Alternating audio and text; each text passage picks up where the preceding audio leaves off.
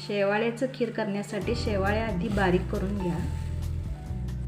कढई गरम झाल्यावर त्यात 4 ते 5 चमचे तूप घालून घ्या. शेवाळ्या छान परतून घ्या लालसर होईपर्यंत.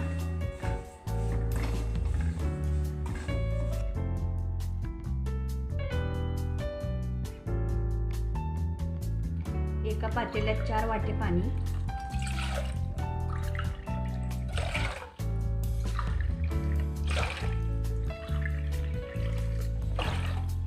व त्याच वाटीने 1 वाटी साखर घालावी. 4 ते 5 बिस्किटाचा चुरा करून दूध घालून त्याची पेस्ट बनवावी.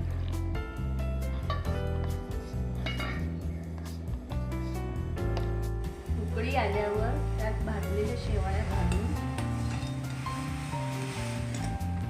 छान शिजवून घ्या. भाजलेल्या बिस्किटाचं मिश्रण घालूया.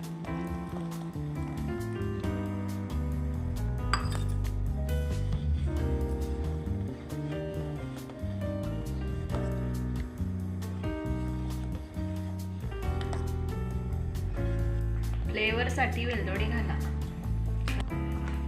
गॅस बंद करून घ्या. मिश्रण थंड झाल्यावर त्यात दूध घालून घ्या.